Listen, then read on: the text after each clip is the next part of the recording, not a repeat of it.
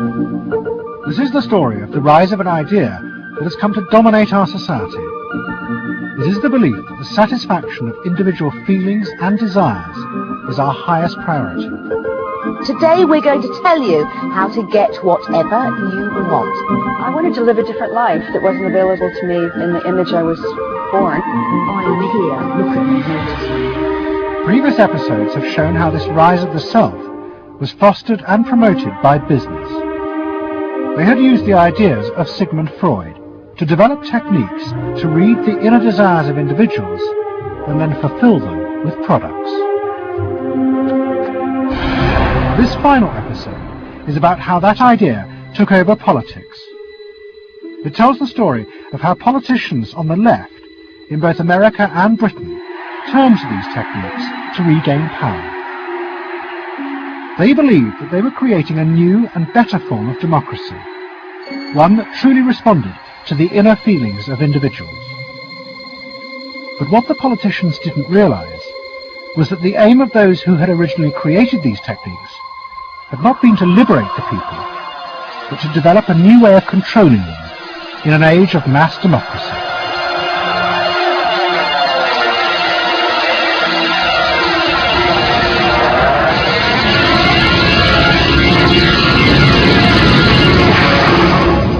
The roots of the story lie way back in the America of the 1920s with one man. He was called Edward Bernays, the nephew of Sigmund Freud. Bernays had been one of the inventors of the profession of public relations, and he was fascinated by his uncle's theory that human behavior was driven by unconscious sexual and aggressive drives. Many of Bernays' clients were large American corporations, and he was the first person to show them how they could sell many more products if they linked them through images and symbols to those unconscious desires that Freud had identified. The strategy he offered them was that people could now look at the goods that were emerging within the society and not merely view those goods as things that they needed in order to deal with some specific material want, but also as goods which would stroke and respond to deep emotional yearnings. You know, how this bar of soap or this bag of flour will make you a happier, more successful, more sexually appealing, less fearful person, somebody to be admired rather than reviled.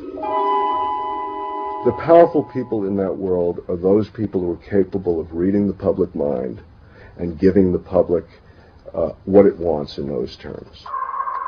And Bernays was at the heart of it. Bernays was the guy who was the foremost articulator of the theories which were driving this new system. By the 1980s, Bernays' ideas had come of age. A vast industry had grown up in America devoted to reading the inner desires of consumers. At its heart was the technique of the focus group. Previous episodes have shown how the focus group was invented by psychoanalysts employed by US corporations. The aim was to allow consumers to express their inner feelings and needs, just as patients did in psychoanalysis. The information was then used to promote and design new products that would fulfill those desires. And Edward Bernays, who was now nearly 100 years old, was celebrated as the founding father of this marketing world. Hi, Doctor. Good to see you. Come on up over here. There you go. Doctor, tell me again what the doctor is. What are we dealing with here? You're the father of public relations. What we're dealing with really is the concept that people will believe me more if you call me doctor. Oh, I see. So, that's a good idea. And Bernays' ideas and techniques were also about to conquer Britain in the 1980s. Unlike America, the ruling elites in Britain had always distrusted the idea of pandering to the masses. It was epitomized by the patrician elite who ran the BBC. Even as late as the 60s, popular programs were referred to as ground bait. Their real job was to lure the viewers into watching the more serious programs the elite knew was good for them. And market research reflected this attitude. Individuals were observed and classified by market researchers according to their social class from A through C2, D and E. Probably they might be C2. Yes, I think by the way they're carrying their luggage. Yes, no taxi, and all stuffed in the bags like that. I think the lady possibly sets her own hair, which is always an indication. Yes. The children are nicely dressed. Yes, they are. Yes. Probably a skilled worker. A skilled, yes, a skilled worker. I would say so. Yes, I would certain apprenticeship or done some qualifying. We agree then. Yes, we think so. Yes. When people were asked their opinion about both products and politics, they were selected by social class and asked only strictly factual questions about what they thought. Leaving your own party sympathies on one side, who do you think will win this forthcoming election? Labour. And tell me which you prefer. Which party do you think you'll be voting for? This time, Liberals. You'll be voting for the Liberals. And who do you think will be second? Conservative. This one. Okay. The idea that one might ask people what they themselves felt and desired, and then give it to them, was seen as alien to the ruling elites, which would challenge their belief that they knew what was best for the public. There's evidence in other countries, in the United States for example, where pollsters have been used before elections to interpret the mood of the public, and then you give people more what they want to have and less what they want to have. But again, this could be alleged to be more democratic, I don't know. It's very dangerous ground, I think, though, when polls are used in that way. But then, in the economic crisis of the mid-70s, British industry was forced to begin to pay attention to the inner feelings of consumers. As the recession deepened, consumer spending fell dramatically, and the advertisers insisted that the only way for companies to survive was to make their advertising more effective. And to do this, they would have to delve into people's underlying psychological motives for purchasing. The advertising industry started to bring in Americans to run focus groups with British housewives. Everyone is a unique person, and even though you're a group of 10 today, we don't want a group opinion, and we want to know your ideas and your thoughts, no matter how crazy it might be. Please let your imagination run wild, because that's how very crazy things like instant coffee got born. Now, can we get somebody, this lady, to be a kitchen sink? And kitchen sink, how do you feel with these things that are being used to clean you up? Well, I've got to feel clean. I've got to be kept clean. So I feel that. I should hate it if I was all greasy, so I've got to be easy to clean. Okay, now the housewife, this lady, what would you use to clean your kitchen sink? A scouring powder. Of course, a cloth to apply the things on, and plenty of water. Now, how do you feel as you're doing this chore? Feel satisfied? Well satisfied when I have done it, yes. I'm doing my duty. I feel it's a job well done. The consumers were encouraged to play at being products, from household cleaners to car seat belts. The aim was not to talk rationally, but to act out and reveal their inner emotional relationship to products. Which firmly and unmistakably underlines. And then a politician emerged who also believed that people should be allowed to express themselves. Instead of being controlled by the state, the individual should become the central focus of society. Some socialists seem to believe that people should be numbers in a state computer. We believe they should be individuals.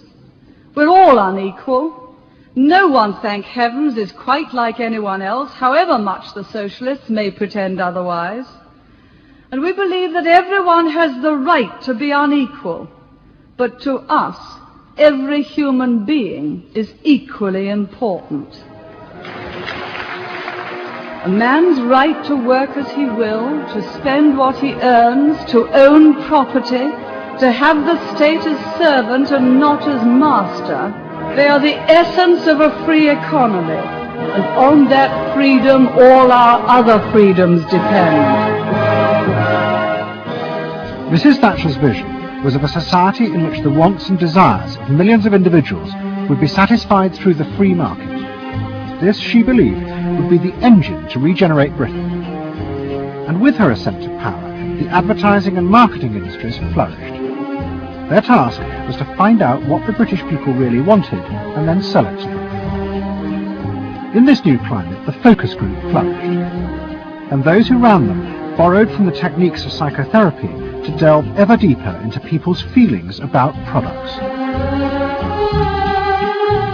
We're trying to understand how people feel about brands, how they relate to brands, that is to say, what the brand's personality is as far as consumers are concerned.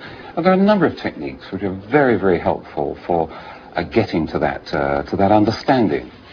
The consumer is given crayons to doodle, to express their feelings, to go inside their own head, pull out their feelings and somehow get them onto paper. And these are ordinary drinkers expressing their feelings about drinking Guinness.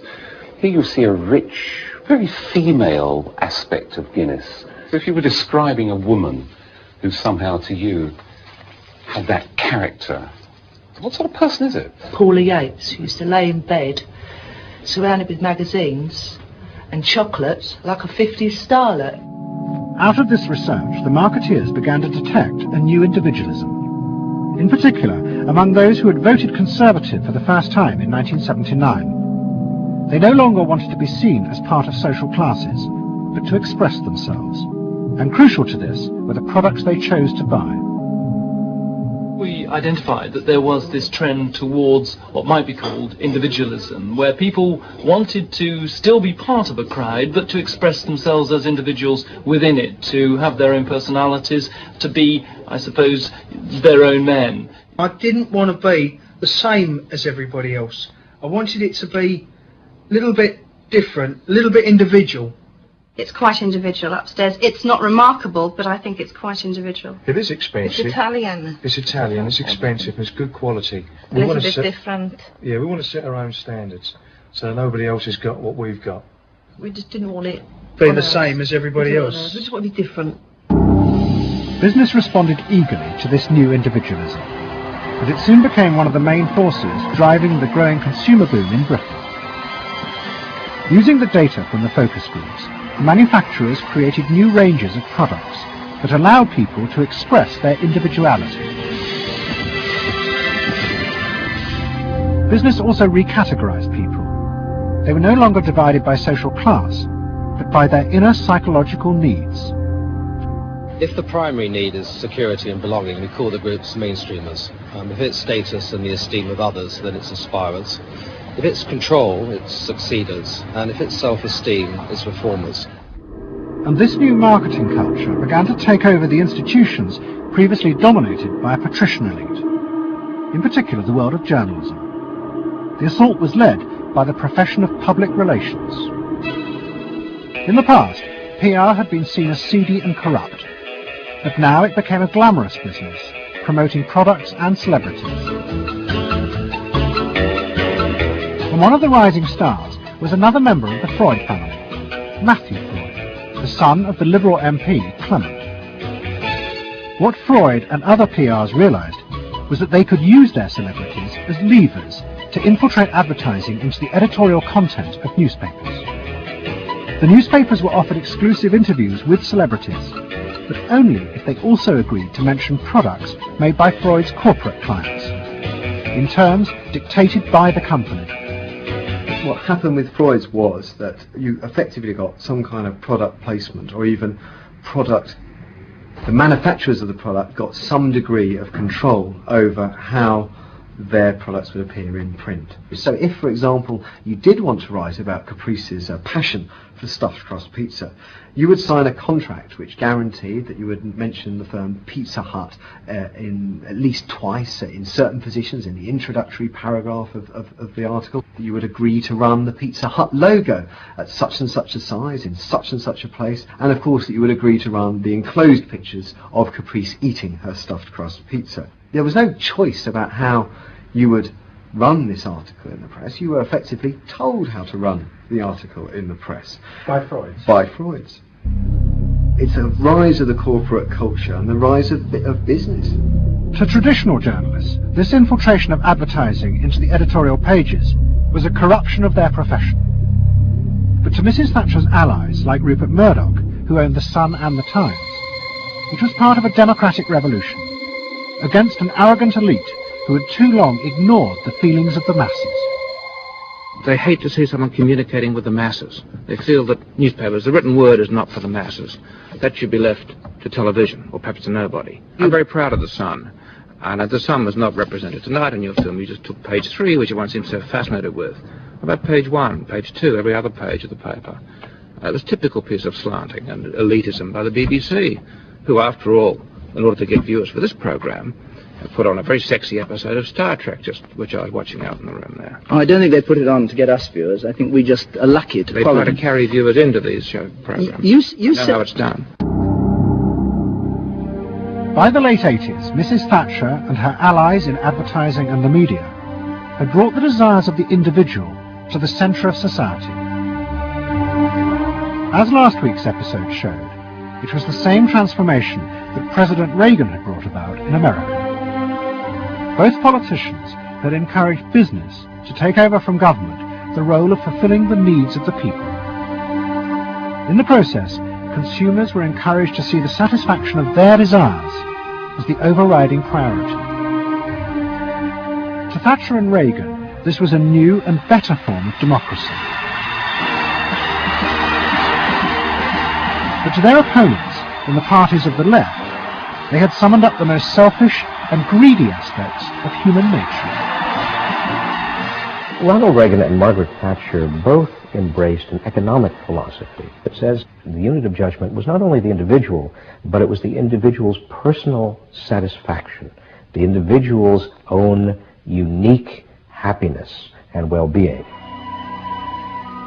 It was, in a sense, the triumph of regarding individuals as purely emotional beings who have needs and wants and desires that need to be satisfied and can be satisfied unconsciously.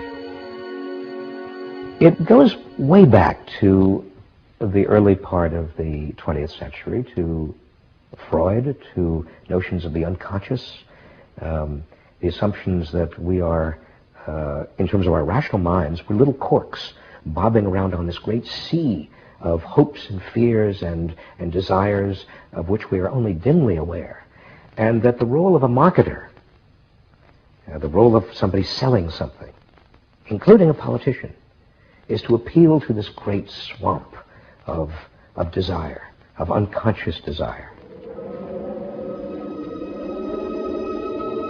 The left believed the opposite, that the way to create a better society was not to treat people as emotional, isolated individuals, but to persuade them to realize that they had common interests with others, to help them rise above their individual feelings and fears.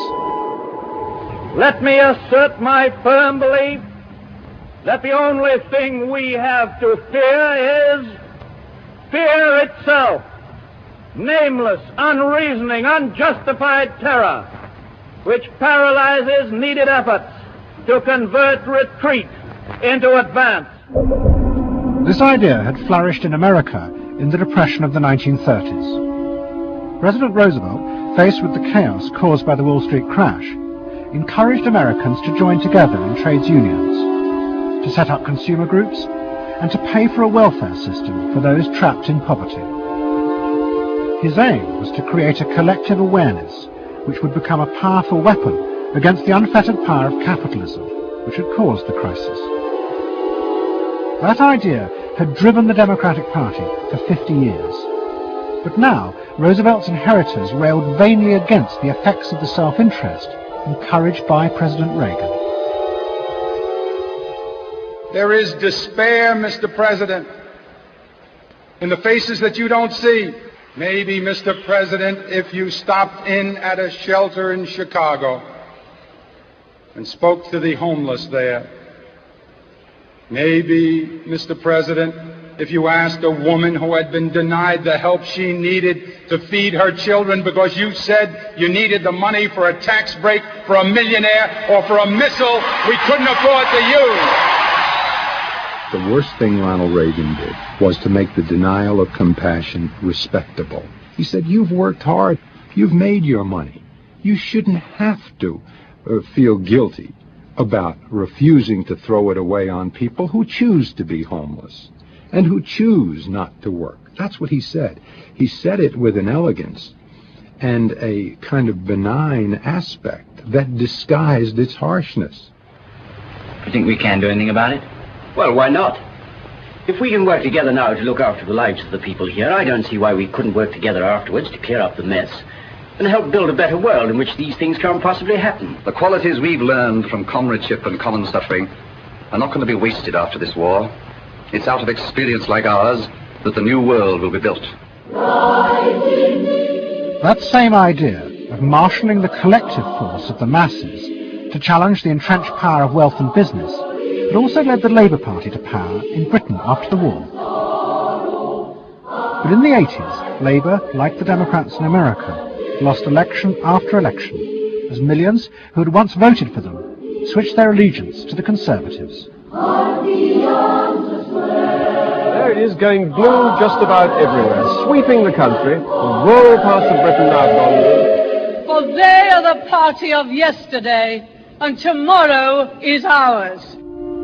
In the face of this, a growing number within the Labour Party became convinced that if they were ever to regain power, Labour would have to come to terms with the new individualism. One of them was an advertising executive called Philip Gould, who had been a lifelong Labour supporter. Gould believed that Labour's leadership had become corrupted by the same patrician arrogance that dominated all Britain's institutions. They denigrated and disapproved of the new aspirations of working-class voters. Labour stopped listening to these people. And I remember the best example of this was after the election of 1983, which was the election above all where the people's voices just were not heard. And I had dinner with a leading Labour Party figure who'd been involved in the defeat, heavily involved in the defeat, and his wife said, God, these working class people, they just, we give them education, we give them chances in life, what do? They read the Sun and they just don't vote for us. And there was such a gap between these people just trying to make lives for themselves, better lives for themselves, and the kind of elitism of the Labour Party that was just such a chasm that had to be filled. Gould became part of a small group of modernisers centred around Peter Mandelson. Their aim was to reconnect Labour with the lost voters. To do this, Gould turned to the technique he knew well from his work in advertising, the focus group. Gould commissioned focus groups in suburban areas across the country with small groups of voters who had switched to Mrs. Thatcher. People were encouraged not to talk rationally about policies, but to express their underlying feelings. And what Gould discovered was a fundamental shift in people's relationship to politics. They no longer saw themselves as part of any group, but as individuals who could demand things from politicians in return for paying taxes, just as business had taught them to do as consumers. And I found that people had become consumers. People now wanted to have, politics and life on their own terms. I mean, not just in politics, but in all aspects of life too. People see themselves as they are, as autonomous, powerful individuals who are entitled to be respected, who are entitled to have the best, not just in, going to Tesco's or wherever, but the best in terms of health and in education too. All this was about getting the Labour Party to understand that people really, really, really had changed, and the Labour Party had not, and unless the Labour Party changed, it would not win. Philip Gould now set out to try and persuade the Labour Party that they would have to make concessions to what he called the new aspirational classes. But he was going to face implacable opposition. In the run-up to the 1992 election, Gould argued that the only way to win was for Labour to promise not to put up taxes. But the Shadow Chancellor, John Smith, angrily refused. Labour would stick to its fundamental policies. They would fight the election with the promise of tax increases to create a fairer society. And as the campaign began, it seemed as if Philip Gould was wrong. The traditional polls consistently showed Labour ahead, despite the Conservative campaign message that a Labour government would put up taxes. Even the Conservatives' oldest allies in the press became convinced that by harping on about tax, the Conservatives were cutting their own throats. So the worry about the Tories must be that they're not at the moment conveying a sense of grip and being in control. And unless they can do better than that, I think they're going to lose.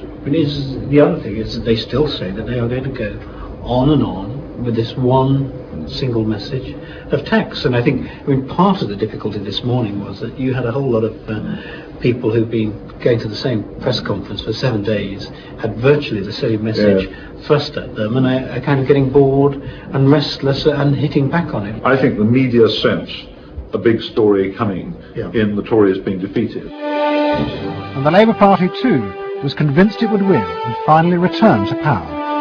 It's now time to meet the men and women who will form the next government. Labour Chancellor of the Exchequer, John Smith. And now, it is time for the next Prime Minister, Neil Kinnock. Those running Labour's campaign believed that by modern presentation they would attract back the voters, yet keep the old policies. But Philip Gould was convinced that Labour were going to lose. Through his focus groups, he knew that the very people who were telling the traditional pollsters they would vote Labour were in reality preparing to vote Conservative out of self-interest. But they were too embarrassed to admit it. And John Major also knew this, because his focus groups were telling him the same thing. What do you make of the poll which puts Labour 5 points ahead? Sir, it's one to the Daily Mail, sir. Feel out in the streets that matters. What do you It's feeling good on the streets. It is feeling good on the streets, yes. It has been feeling surprisingly good on the streets for some time. Quite surprisingly, quite out of line with opinion polls. Don't ask me to explain it, but it feels all right. Sir, anyway, come on. No, lads, you must sit down. We're waiting to go. John Major's victory in 1992 was a disaster for the Labour Party. The small group of reformers centred around Peter Mandelson and Philip Gould were convinced that the only way for the party to survive was to change its basic policies. But their ideas were rejected by John Smith, who had now become leader. Philip Gould left Britain to go to work for the campaign to elect Bill Clinton president in America. The 1992 election, during it and afterwards, people felt under great strain and really did feel demoralised and dejected. And then to go from this to the Clinton campaign, it was an extraordinary experience, because here suddenly I found articulated many of the ideas that I'd had but not fully myself been able to encapsulate or to articulate.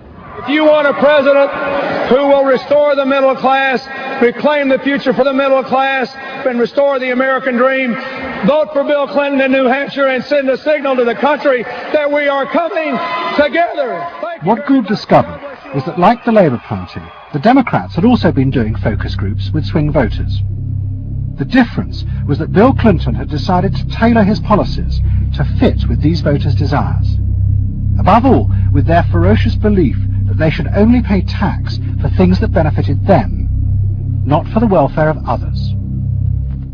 I have no idea what percentage of my tax dollars go to welfare, but even if it's a minuscule percentage, even if it's a quarter of a percent, it's still too much for the people that are receiving these benefits that are basically non-productive. The Clinton team decided that to win they had to promise tax cuts for these suburban voters. And they also used the focus groups throughout the campaign to check every appearance, speech and policy with them for their approval.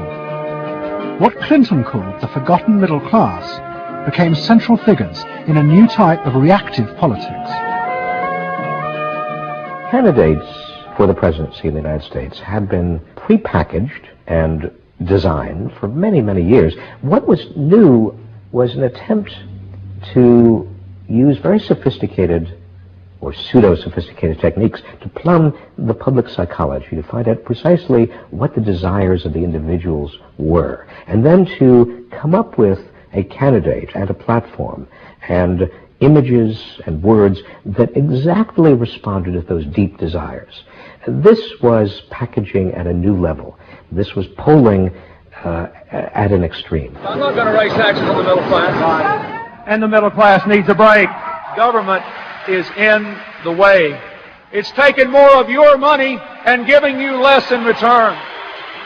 In the name of the hard-working Americans who make up our forgotten middle class, I proudly accept your nomination for President of the United States. Stay focused. Talk about things that matter to people.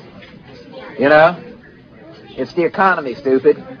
Okay? But Clinton's campaign team, led by James Carville and George Stephanopoulos, did not believe that they were capitulating to the selfish desires of the middle classes.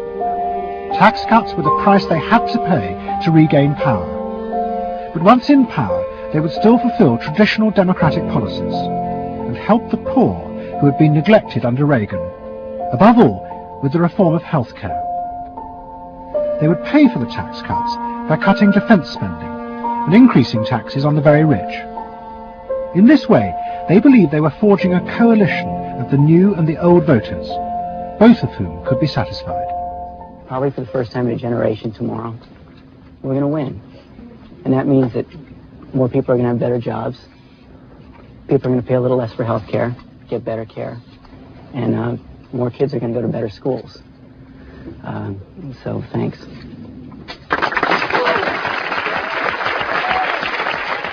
But the Democrats' optimism was to be short-lived. In November 1992, Clinton was triumphantly elected president. But within weeks, his administration discovered that the budget deficit was far greater than they had anticipated. At a meeting in the White House in January 1993, the head of the Federal Reserve told them that the deficit was nearly $300 billion. There was no way they could borrow any more without panicking the markets and causing a crisis. The only way to pay for the proposed tax cuts would be to cut government spending, not just on defence, but on welfare. Clinton was faced with a choice between the old politics and the new, and he chose the old. The tax cuts were dropped, and he tried to inspire the country with the old democratic ideal of government spending to help the poor and disadvantaged. Tonight I want to talk with you about what government can do, because I believe government must do more. To put people to work now, to create 500,000 jobs. Jobs to rebuild our highways and airports, to renovate housing, to bring new life to rural communities and spread hope and opportunity among our nation's youth. Healthcare reform sounds like a great idea to me. Well, I know, but some of these details sure scare the heck out of me. Like what? Well, like for... At the start of the Clinton administration, many of us, including, I believe, President Clinton himself, reverted back to an older tradition, tried to lift the public, to talk about genuine ideals beyond the individual. And that reform agenda being not only universal health care and child care and dealing with the widening inequalities in our society and homelessness, many things that many citizens, just particularly middle-income citizens, didn't want to deal with. But the suburban voters who had been promised tax cuts were not inspired by Bill Clinton's vision. They felt betrayed and wanted revenge. Their opportunity came in 1994 with the congressional elections. The Republicans, led by Newt Gingrich, promised huge tax cuts and to dismantle the welfare system. The voters who had defected to Clinton switched sides yet again, and the Republicans won both houses of Congress in a landslide. Well, I think it's a tremendous vote in favor of smaller government, lower taxes, and in a sense, a renewal of the Thatcher-Reagan tradition. And I think in that sense, it's pretty decisive. It means that the welfare state is going to be less hospitable for people who are not willing to take responsibility for their own situation. No question about it. I think today is the beginning of the end of the welfare state. For Clinton, it was a disaster. Faced with a hostile Congress, there was no way for him to get his reforms through. His personal popularity plummeted, and it seemed certain he would not be re-elected in 2 years' time. In desperation, and without telling his cabinet, Clinton turned for help to one of America's most ruthless political strategists, Dick Morris. What did he want you to do? Save his butt. Clinton was in serious trouble. He had lost the '94 election. He had lost control of Congress, and he hired me to come back and help save him. So he was basically asking me to perform roughly the same role as a life preserver would if you're drowning. What Morris told Clinton was that to win re-election, he would have to transform the very nature of politics. The crucial swing voters in the suburbs now thought and behaved like consumers. The only way to win them back was to forget all ideology and instead turn politics into a form of consumer business. Clinton must try to identify their personal desires and whims and then promise to fulfill them. If he followed those consumer rules, they would follow him. I said that I felt the most important thing for him to do was to bring to the political system the same consumer rules philosophy that the business community has. Because I think politics needs to be as responsive to the whims and the desires of the marketplace as business is. And needs to be as sensitive to the bottom line, profits or votes, as a business is. I think that all of this involves really a changed view of the voters, so that instead of treating them as targets, you treat them as owners. Instead of treating them as something that you can manipulate, you treat them as something you need to learn from. And instead of feeling that you can stay in one place and you can manipulate the voters, you need to learn what they want and move yourself to accommodate it. To get inside the minds of the swing voters, Morris brought lifestyle marketing into politics for the first time. He went to one of America's most prominent market research firms called Penn & Schern and commissioned what they called a neuro-personality poll. It was a massive survey of hundreds of thousands of voters, but the only political questions it asked were to find out whether someone was a swing voter or not. All the other questions were intimate psychological ones, designed to see whether swing voters fell into identifiable psychological types. Well, we were asking people like, do you think you're the life of the party? Do you think when you see things that you like to have a list and organize them? Do you typically try to plan things ahead, or do you like to be more spontaneous? Where do you like to go? What sports do you like to play? What would you do with your spouse on a romantic weekend? So we were asking people some very personal questions about their own lives, to try to see were the kinds of people that were likely to change their vote also possessing of certain kinds of personality traits. And in fact they were. The neuro-personality poll allowed the Clinton team to segment swing voters into different lifestyle types. They were given names like pools and patios, or caps and gowns, who were urban intellectuals living in university towns. From this, the team could identify ways in which they could make individuals feel more secure in their chosen lifestyles, just as business had learned to do with products. Dick Morris called it small bore politics, tiny details of people's lives and personal anxieties which politics had never even thought about or noticed before, but which now had become the key to winning power. It was an America that focused on day-to-day practical concerns. Should I wear seatbelts? Should I stop smoking? Should I wear a school uniform? Is my neighborhood being protected? It was not so much a new individualism as the social order as we had known it had broken down. So we got into people's heads, understood their psychology about lifestyle, about values, what they thought was important, what issues they wanted politicians, and particularly the president, to address. And these issues proved to be very, very different from what the conventional wisdom had suggested.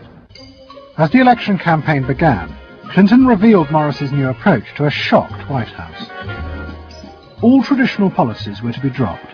Instead, he would concentrate exclusively on policies that targeted the worries of the swing voters. V-chips would be fitted into televisions to prevent children from watching pornography. And mobile phones would be fitted into school buses to make parents feel more secure. Dick Morris also persuaded the president to spend his leisure time in the same way as particular groups of swing voters. He sent Clinton on a hunting holiday, dressed in exactly the Gore-Tex outfits a group called Big Sky Families liked. The aim was to reflect swing voters' lifestyles back to them. The Liberals in Clinton's cabinet hated this approach. And I would say, well, Dick, why have a campaign? This was the 1996 campaign. If all the president is going to do is offer up these little bite-sized miniature initiatives that appeal to people's desires, like consumers, buying soap, V-chips that you could put in your televisions so you could make sure that your children did not have pornography, and school uniforms. Why talk about them? They're so mundane and they're so tiny. And he would say back, if we don't do this, we may not get reelected. And I would say, what's the point of getting reelected if you have no mandate to do anything when you're reelected? And he'd say, what's the point of having a mandate if you can't get reelected? Isn't the ultimate goal getting reelected? But Morris's new politics were an extraordinary success. Clinton's ratings among the swing voters began to soar. And Dick Morris, along with the marketeer Mark Penn, took effective charge of making White House policy. Mark Penn set up a huge call center in an office block in Denver.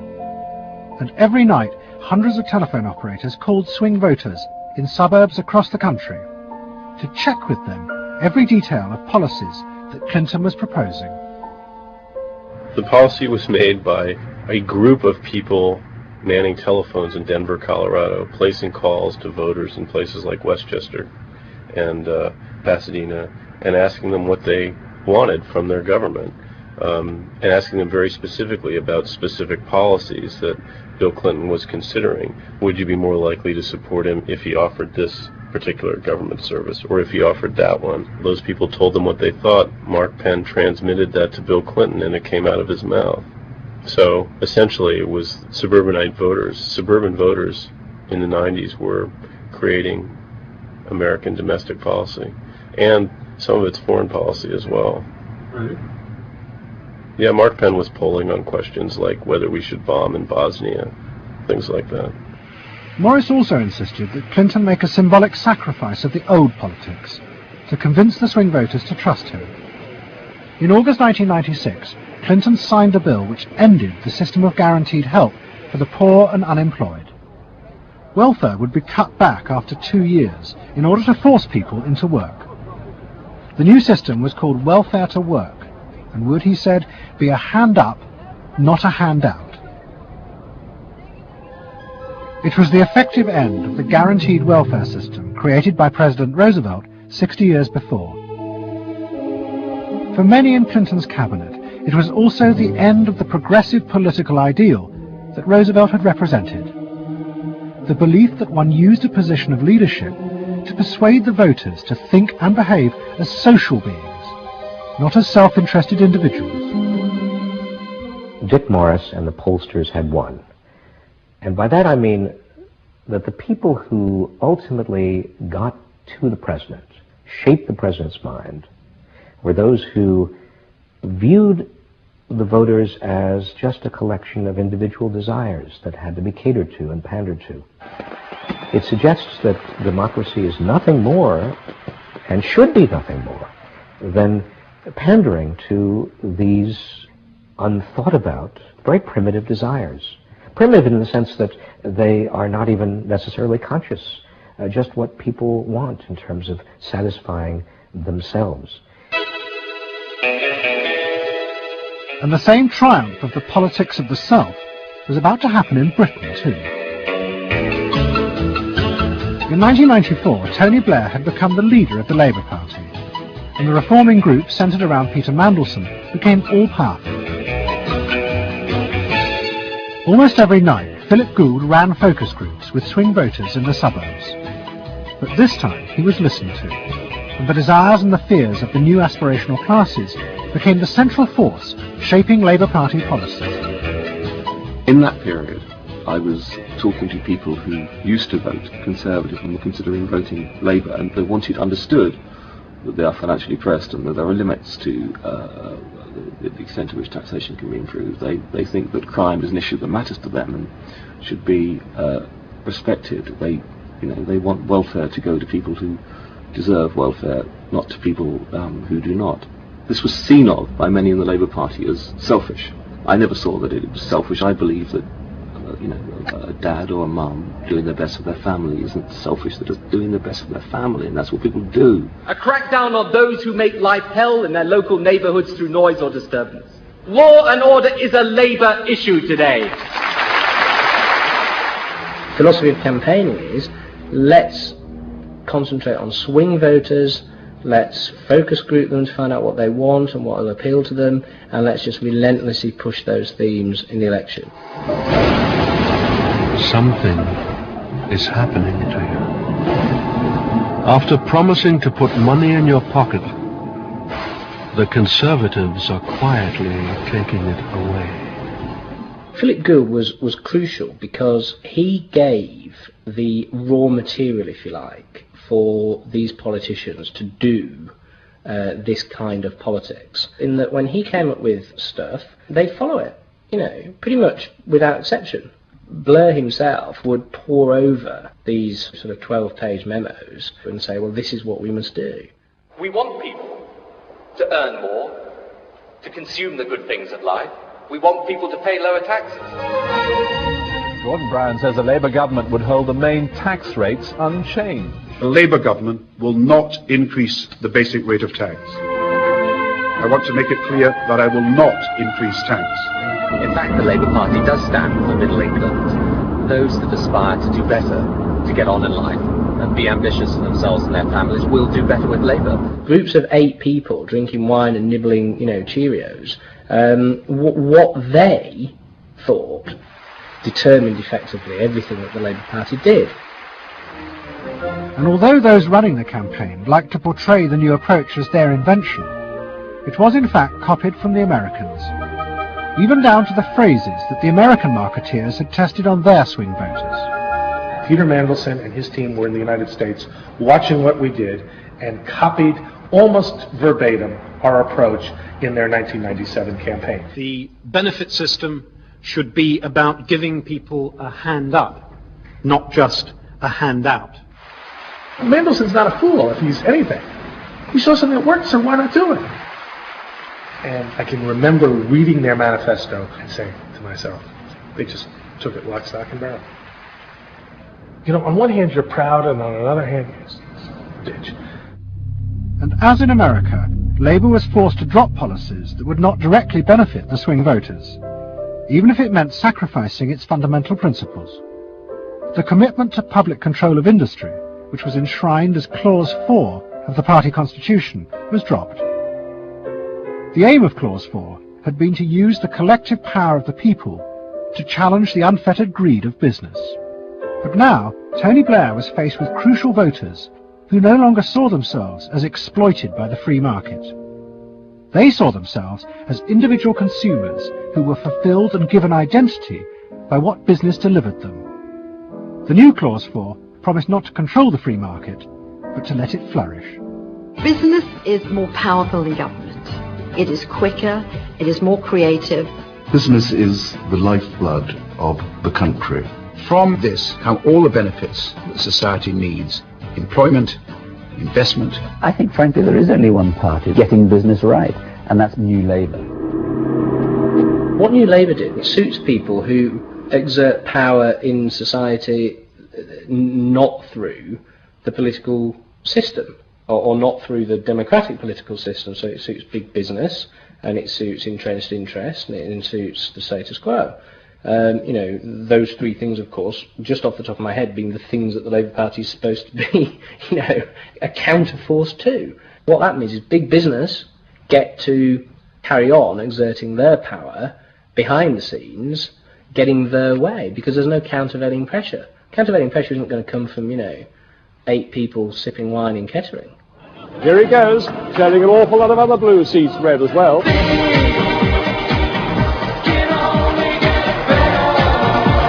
Very happy, very relieved, and very exhilarated.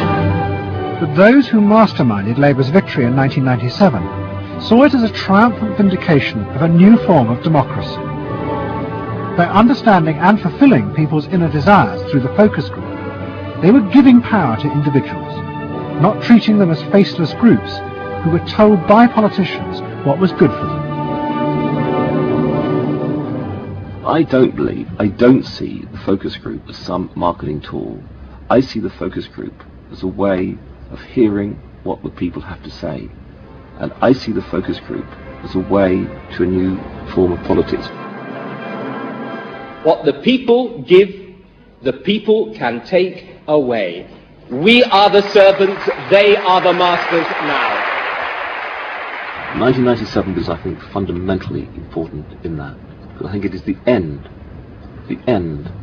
of the elitist politics that's dominated Britain for so much of the last 100 years.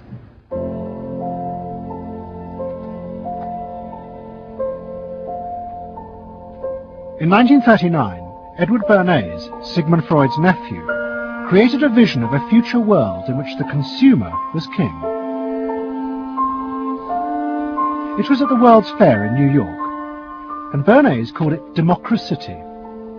It was one of the earliest and most dramatic portrayals of a consumerist democracy, a society in which the needs and desires of individuals were read and fulfilled by business and the free market. The World's Fair created a spectacle in which all of these concerns were met, and they were met by Westinghouse and General Motors and the American Cash Register Company, and company after company presented itself as this sort of centerpiece of a society in which human desire and human want and human anxiety would all be responded to and would all be met purely through the free enterprise system. There was this sort of notion that the free market was something that was not guided by ideologies or by political power. It was something that simply was guided by the people's will. This was the model of democracy that both New Labour and the American Democrats had bought into in order to regain power. They had used techniques developed by business to read the desires of consumers, and they had accepted Bernays' claim that this was a better form of democracy. But in reality, the World's Fair had been an elaborate piece of propaganda designed by Bernays for his clients, the giant American corporations. Privately, Bernays did not believe that true democracy could ever work. He had been profoundly influenced in this by his uncle's theories of human nature. Freud believed that individuals were not driven by rational thought, but by primitive unconscious desires and feelings. And Bernays believed that this meant it was too dangerous to let the masses ever have control over their own lives. And consumerism was a way of giving people the illusion of control, while allowing a responsible elite to continue managing society.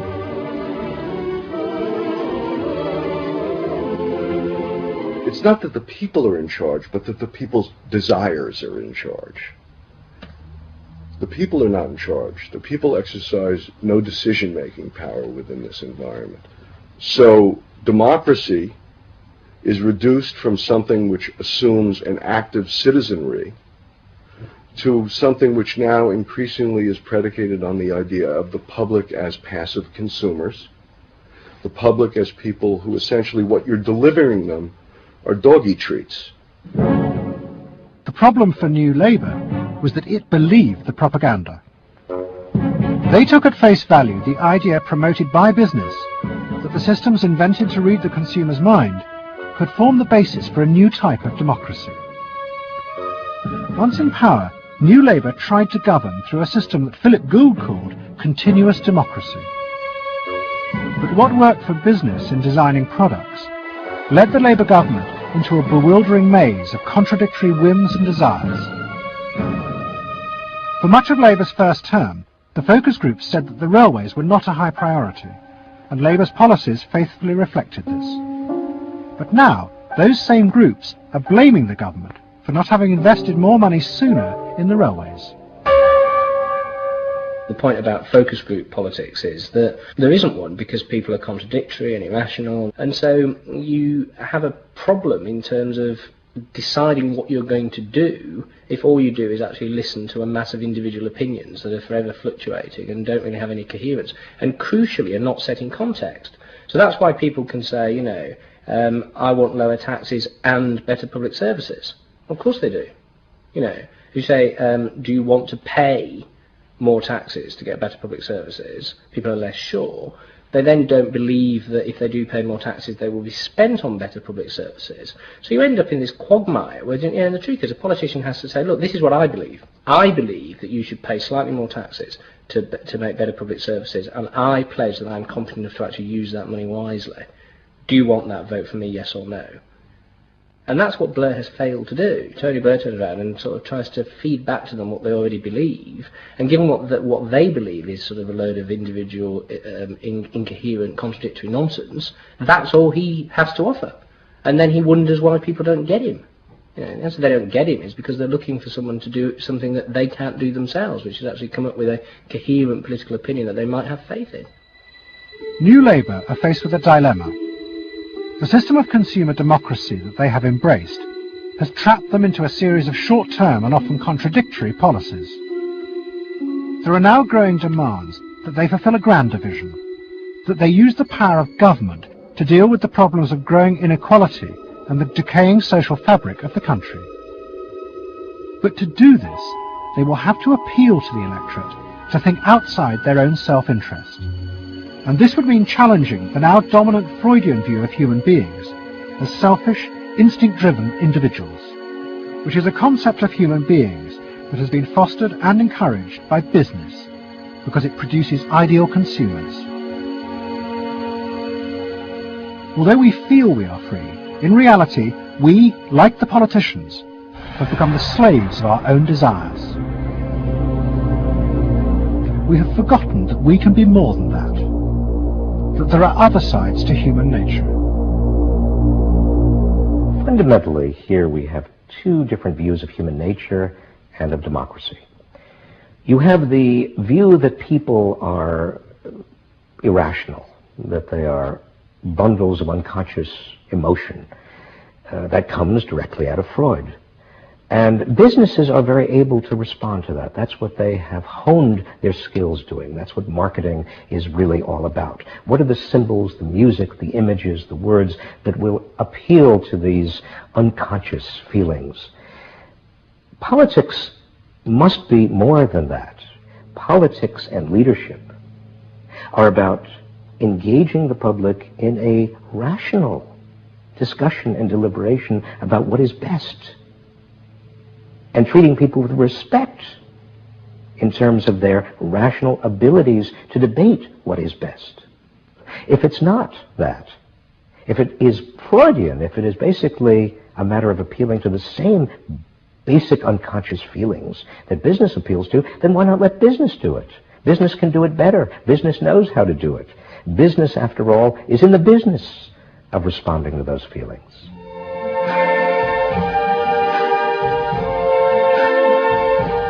I see trees of green, red roses too. I see them bloom for me and you. And I think to myself, what a wonderful world.